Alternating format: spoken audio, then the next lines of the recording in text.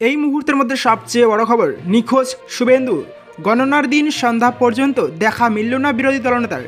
21-এর বিধানসভা নির্বাচনের পর 24-এর লোকসভা নির্বাচনেও বাংলায় মুখ থুবড়ে পড়েছে বিজেপি। এবারে 30 থেকে 35টি আসনে জেতার টার্গেট নিয়ে ভোটের ময়দানে নামলেও 15-র কমেই আটকে গিয়েছে বঙ্গ বিজেপি।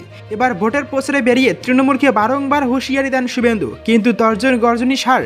বাংলায় বিজেপির সিটে ধস নামতেই কার্যত উধাও হয়ে গিয়েছেন রাজ্যের বিরোধী দলনেতা শুভেন্দু অধিকারী। সন্ধ্যা 7টা বেজে 15 মিনিট পর্যন্ত দেখা পাওয়া যায়নি তার। 7টায় 20 নাগাদ কাঁথির বিজেপি অফিস থেকে সাংবাদিক বৈঠক করেন শুভেন্দু অধিকারী। এদিন মঙ্গলবার ভোট গণনার দিন সকাল থেকেই দেখাই পাওয়া যায়নি শুভেন্দু অধিকারীর। কোথায় ছিলেন বিরোধী দলনেতা? নেটিজেনদের অনেকেই বলছেন বাংলায় বিজেপি ফল দেখে নিখোঁজ হয়ে গিয়েছেন নন্দীগ্রামের বিধায়ক। ভোটের প্রচারের বাংলার এ প্রান্ত থেকে ও প্রান্ত চষে বেরিয়েছেন শুভেন্দু।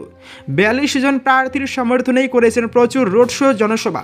নিয়ম করে তৃণমূলকে চ্যালেঞ্জ ছুড়েছেন অধিকারী বাড়ির বিরাট নেতা। প্রচারে বেরিয়ে শুভেন্দু এও দাবি করেন 24-এ লোকসভা নির্বাচনের পরেই বাংলায় বিধানসভা নির্বাচন হবে, আর সেই ভোটে জিতে রাজ্যে ক্ষমতায় আসবে বিজেপি।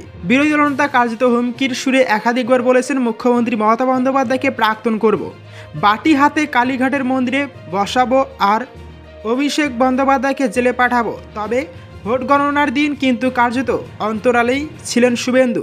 দেশ জুড়ে এবার 7 দফায় 543টি আসনে লোকসভা নির্বাচন হয়েছে। 19শে এপ্রিল, 26শে এপ্রিল, 7ই মে, 13ই মে, 20 মে, 25শে মে এবং 1 জুন ভোট গ্রহণ হয়েছে। মোট প্রার্থী ছিলেন 8,360 জন।